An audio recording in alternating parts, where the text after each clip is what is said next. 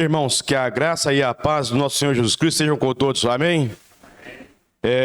Estamos aqui para mais uma vez ouvirmos a palavra do Senhor e que nós de fato possamos abrir nossos corações e deixar que o Espírito Santo atue neste momento para poder aplicar a palavra do Senhor a cada um de nós. Pois sabemos que a Bíblia Sagrada, ela é a palavra de Deus e ela é o nosso alimento espiritual. Sabemos que assim como o corpo precisa de um alimento físico, a nossa alma também precisa de um alimento espiritual, que é a palavra de Deus. Porque ninguém, homem nenhum, pode viver sem Deus. Por mais que às vezes o homem ignore, o homem não quer aceitar Deus, mas ninguém vive por si mesmo. O homem precisa de Deus, porque Deus é o autor da vida. Ele dá, ele conserva e ele tira. Deus é aquele que é o soberano. Deus está acima de tudo e de todos. Não há Deus fora do nosso Deus, Criador dos céus e da terra. Não há Deus fora do Deus Altíssimo que está lá na glória e que da glória contempla toda a face da terra. Sabemos que não há nada que está oculto aos olhos de Deus, porque tudo é patente aos olhos de Deus. Deus vê, Deus conhece, Deus sabe de tudo. Deus conhece o nosso interior, Deus conhece o nosso coração, Deus conhece as nossas intenções e os nossos pensamentos. E Deus sabe que o coração do homem é perverso, que o homem é mau e que o homem precisa dele. E é por isso que desde a antiguidade a Bíblia vem contando e falando que a salvação, ela foi projetada, ela foi planejada, ela foi calculada por Deus. Deus é o arquiteto da salvação. Ele projetou, ele enviou o seu Filho Jesus para ir à cruz do Calvário e ali pagar o preço da nossa redenção. E a Bíblia vai falar então, porque Deus amou ao mundo de tal maneira que deu o seu Filho unigênito para que todo aquele que nele crê não pereça, mas tenha a vida eterna. Aí quando ele fala tal maneira, que tal maneira é essa? É uma maneira inexplicável, é uma maneira que não conseguimos entender, porque Deus deu, Deus não vendeu, Deus não emprestou, mas Deus deu o seu Filho para ir à cruz e ser humilhado e desprezado por mim e por você, para que nós pudéssemos ser livres da condenação eterna e do juízo vindouro que está para vir sobre este mundo. Porque muitos não entendem, muitos não compreendem, mas Pedro registra e fala que este mundo que agora existe está reservado para fogo. E ele ainda há de cair. Deus ainda há de julgar essa terra devido ao pecado do ser humano. E Deus ainda há de julgar todos aqueles que desprezaram e que desprezam a sua palavra e que não aceitam a salvação na pessoa do Senhor Jesus Cristo. Mas nós sabemos que ainda hoje há oportunidade para a salvação, porque ainda hoje Deus oferece esta salvação que é de graça. Palavra do Senhor Jesus Cristo escrita por Lucas capítulo 7, versículo 11 em diante.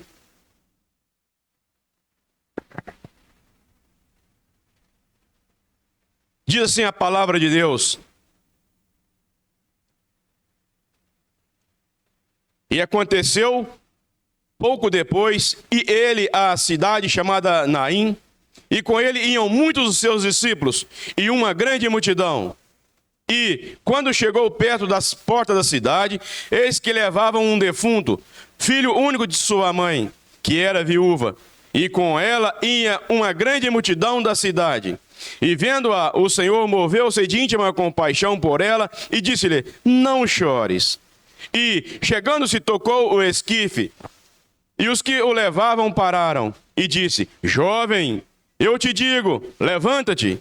E o defunto assentou-se e começou a falar, e entregou-o à sua mãe. E de todos se apoderou o temor, e glorificavam a Deus, dizendo: um grande profeta se levantou entre nós, e Deus visitou o seu povo. E correu dele esta fama por toda a Judéia e por toda a terra circunvizinha. Somente até o versículo 17. Nós estamos diante de uma narrativa em que vem comentando a respeito da caminhada de Jesus nessa terra. Sabemos que Jesus, aos 30 anos de idade, ele foi batizado. Após ser batizado, ele foi levado para o deserto. E ali ficou 40 dias e 40 noites sendo tentado pelo diabo. E após vencer aquela tentação, ele começa então o seu ministério público, que durou em torno de 3 anos. 3 anos então ele começou a andar cidade por cidade, aldeia por aldeia, entre toda a nação de Israel, pregando a palavra, fazendo aquilo do qual ele tinha vindo fazer: manifestar-se ao homem. E Jesus, então, quando ele entrava nas cidades, pelas aldeias, ele se olhava e ele se compadecia das multidões, porque via que as multidões das cidades estavam exaustas, estavam cativas pelo pecado, sendo oprimidas por Satanás e sofrendo enfermidades, angústia. E ele, então, olhando para aqueles que estavam sofrendo, curava, repreendia e dava vista aos cegos. E neste texto nós vemos uma maravilha, que nem mesmo a morte para mediante a pessoa do Senhor Jesus Cristo. E é por isso que nós encontramos aquele versículo que fala, Jesus dizendo: eu sou a ressurreição e a vida. Aquele que crê em mim, ainda que morra, viverá. Nós conhecemos pela palavra e sabemos que Jesus, ele é a vida. Jesus, embora ele veio e foi humilhado, desprezado e morreu, mas sabemos que a Bíblia nos garante e nos mostra que Jesus, ele ressuscitou e está à destra, à direita de Deus, e intercede por nós. A morte não parou Jesus. O túmulo não segurou Jesus. Mas ele saiu. Porque diz lá os anjos, quando Maria foi visitar Jesus no túmulo: por que procurais entre os mortos aquele que vive? Ele ressuscitou. E Jesus tinha falado isso para eles, que ele não ia ficar na morte, mas ele ia ressuscitar. Jesus passou pela morte porque ele sabia que ele precisava passar pela morte para pagar o preço da nossa redenção. Porque ali na cruz, quando Jesus foi, ali estava o Filho de Deus, o servo perfeito, o sumo sacerdote de Deus, aquele que podia e pôde chegar-se diante de Deus, entregando-se a si mesmo como sacrifício perfeito e agradável a Deus, em prol do pecado da humanidade. E quando nós olhamos para a Bíblia Sagrada, nós encontramos tantas versões de Jesus falando: eu sou o caminho, eu sou a verdade, eu sou a vida. Jesus fala: eu sou a porta, eu sou o bom pastor. E tantas outras coisas Jesus falou, dizendo que eu sou. Jesus fala: ninguém vem ao Pai senão por mim. Jesus mostra que ele é o único que pode levar o homem a Deus. Não há outro meio do qual o homem pode ir a Deus. E quando nós olhamos para essa narrativa de Jesus falando que eu sou, e que ele é a vida, e nós olhando para este texto, nós encontramos aqui dois aspectos de duas multidões, representando este mundo, que neste mundo há duas multidões de pessoas. Há aquele grupo de pessoas que estão caminhando na luz, e há também aquele grupo de pessoas que estão caminhando nas trevas. Aqueles que caminham na luz estão indo para as mansões celestiais, mas aqueles que caminham nas trevas estão indo para o inferno. Porque a Bíblia me conta e me fala que só há dois caminhos, há duas eternidades. Ou o homem vai para o céu, para a presença de Deus, ou o homem vai para o inferno. Não tem meio termo. Não tem outro lugar que o homem possa ir depois da morte e ali ficar esperando para vir à eternidade. Porque quando o homem desce à sepultura, ele vai deparar com a sua eternidade, da qual ele escolheu. E quando nós olhamos para essa narrativa deste texto, fala que Jesus estava indo para uma cidade chamada Naim. E com ele ia os seus discípulos e uma grande multidão. E aqui eu vejo uma multidão que estava seguindo quem? A vida, porque seguiam a Jesus. E eles então estavam indo com Jesus, a vida, para a cidade de Naim. E quando Jesus estava chegando à porta da cidade com esta multidão, estava vindo ao contrário, saindo da cidade, uma outra multidão. Só que essa outra multidão vai contar o texto que esta multidão que saía da cidade estava saindo com a morte. Porque ali eles estavam carregando um defunto. E quando se fala de defunto, fala de morte. E ali então esta multidão saía acompanhando a morte. Então nós vemos aqui uma multidão que acompanhava a morte e outra multidão que acompanhava a vida. E este é o retrato deste mundo, dividido em duas multidões.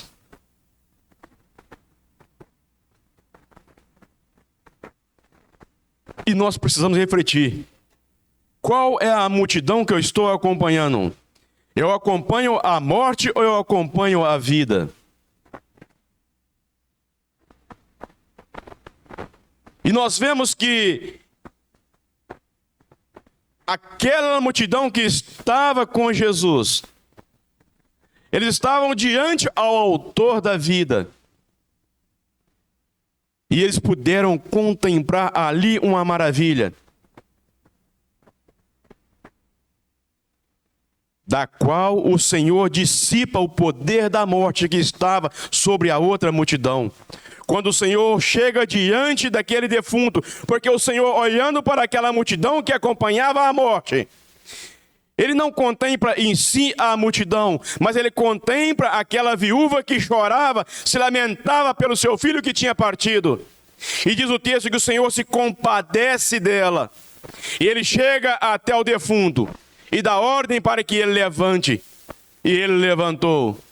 Por quê? Porque Jesus é aquele que tinha e tem autoridade para dar a vida. Jesus é aquele que tinha e tem autoridade para repreender a morte, para repreender as obras malignas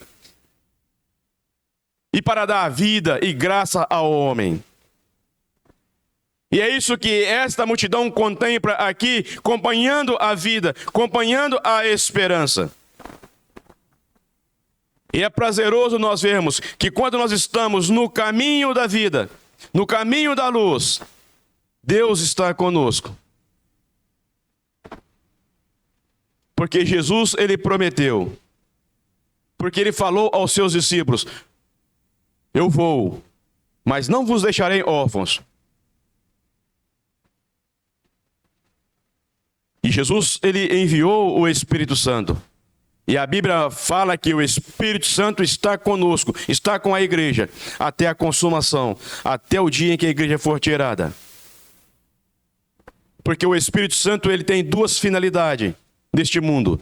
Ele tem a finalidade de convencer o mundo do pecado, do juízo e da justiça. De mostrar ao mundo pecador que precisa do Senhor Jesus Cristo.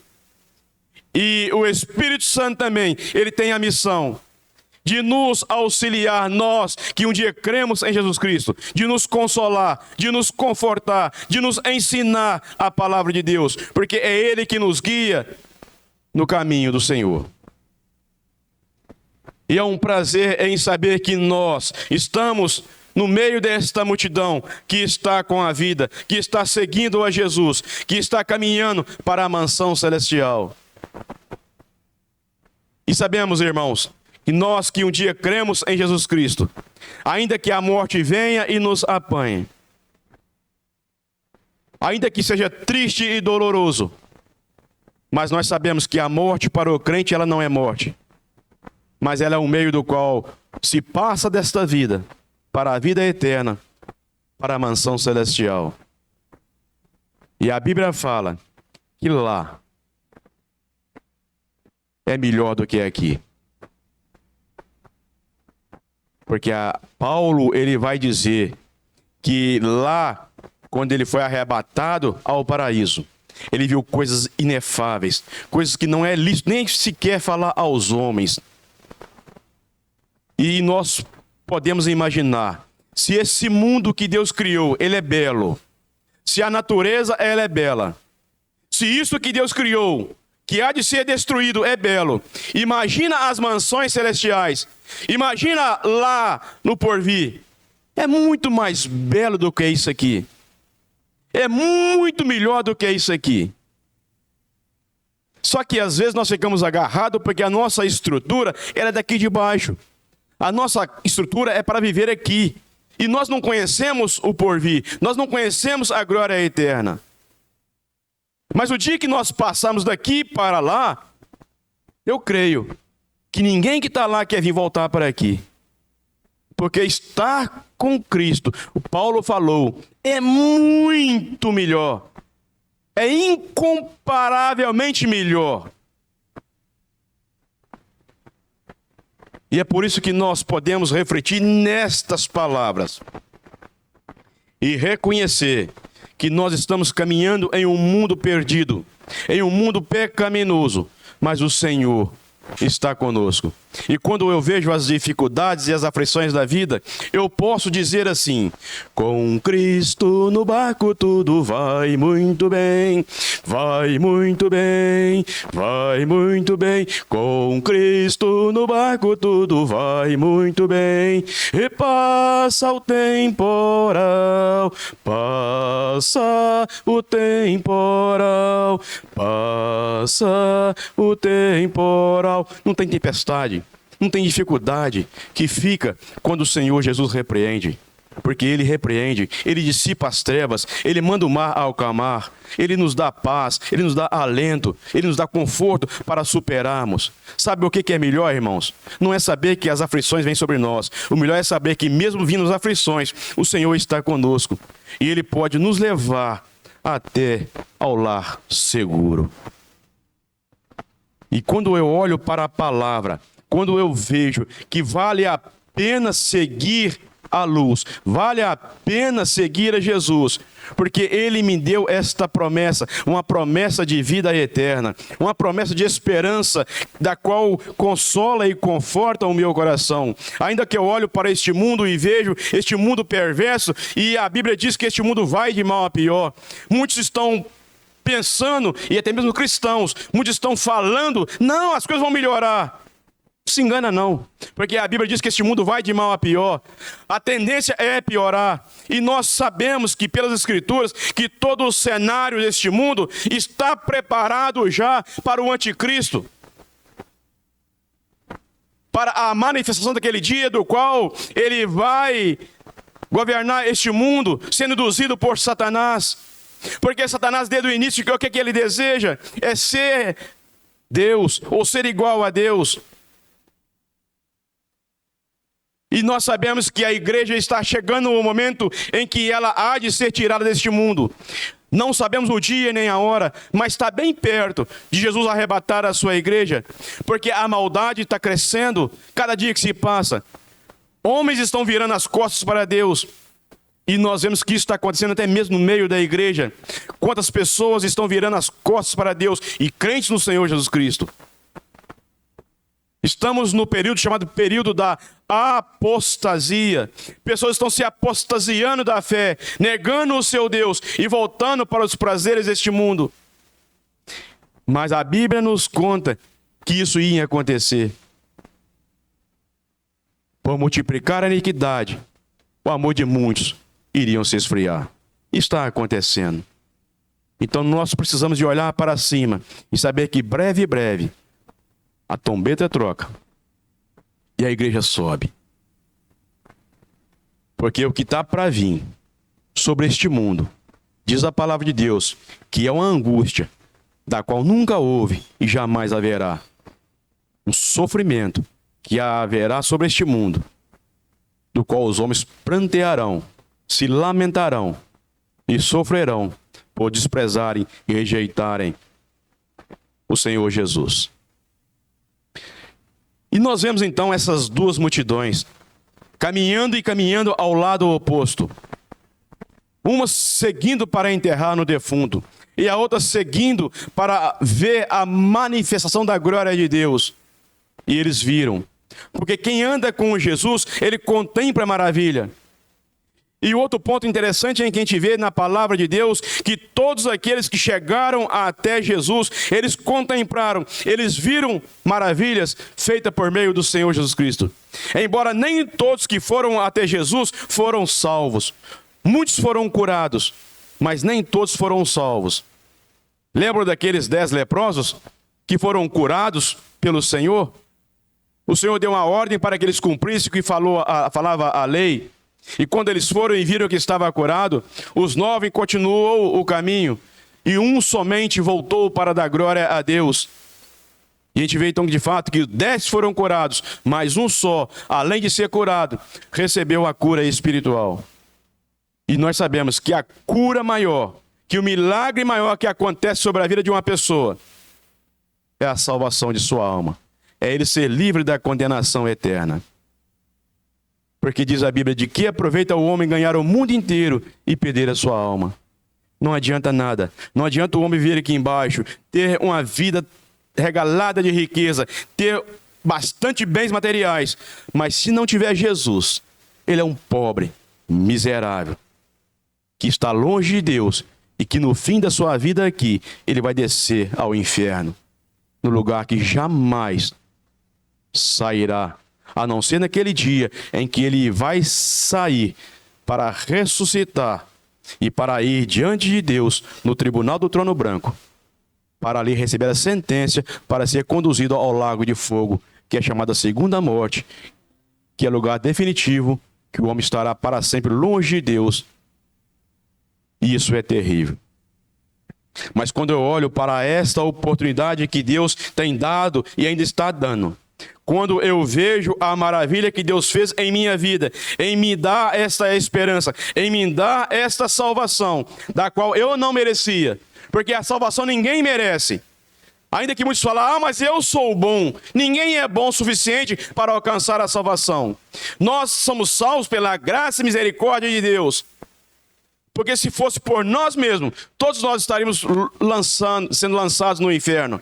Mas a graça e a misericórdia de Deus que nos alcança é que nos conduz esta viva esperança de uma vida eterna. E quando eu olho e vejo que Deus me amou, que Deus entregou o seu Filho Jesus para morrer na cruz, para salvar a mim e me conduzir para a mansão celestial, eu fico tão alegre que eu digo assim: irei eu para a linda cidade, Jesus me dará um lugar, com os crentes de todas as idades, a Deus hei de sempre louvar. Do céu tenho muita saudade, das glórias que lá hei de ver.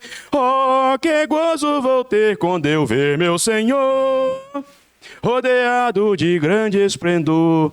Que maravilha será aquele dia em que eu ouvi Jesus me chamar, dizendo: sobe para cá, volte para casa, venha para o seu lar, porque eu paguei o preço da sua redenção. Que nós possamos, de fato, sair daqui convictos que nós somos salvos pela graça e misericórdia de Deus, que Jesus nos amou ao ponto de morrer naquela cruz por mim e por você. Que a nossa esperança, ela não pode estar limitada nas coisas desta vida, mas que a nossa esperança pode estar de fato na pessoa do Senhor Jesus Cristo, aquele que foi naquele madeiro e morreu por cada um de nós. Porque Jesus, ele veio uma só vez para ser sofredor, porque quando ele voltar a essa terra, ele vai voltar como um juiz, como um guerreiro de Deus, para destruir os seus inimigos. Então não espere mais isso, porque eu vejo muitas pessoas dizendo: eu vou esperar Jesus voltar e bater na minha porta e me chamar. Não. O dia que Jesus chamar, ou seja pela morte, ou seja pelo arrebatamento, ele vai chamar. Mas depois que a igreja sair daqui, Jesus não vai chamar mais não, porque ele vai estar aguardando passar os 7 anos da grande tribulação, para ele descer como um guerreiro de Deus, como um juiz, para poder julgar este mundo. Que Deus possa dar a cada um de nós a sua graça, o seu favor e nos auxiliar para que possamos de fato estar caminhando e caminhando com esta multidão que está seguindo a luz, que está seguindo o Senhor Jesus Cristo, porque Ele mesmo fala: quem me segue não andará em trevas, mas verá a luz da vida.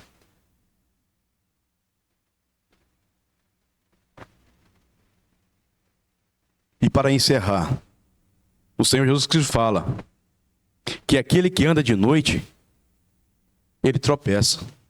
Porque a escuridão, ela não nos deixa ver muitas das vezes o caminho que estamos passando. Mas quem anda de dia, ele contempla em boa distância. Isso está referindo ao quê? A noite está referindo a quem está andando em trevas. O dia está referindo a quem anda com Jesus. E quem anda com Jesus? Lembra daquele salmo que fala: lâmpada para os meus pés é a tua palavra e luz para o meu caminho?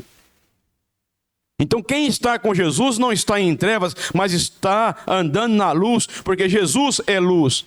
Mas quem está distante de Jesus está em trevas e precisa da luz. E essa luz é Jesus. Que Deus nos abençoe. Amém.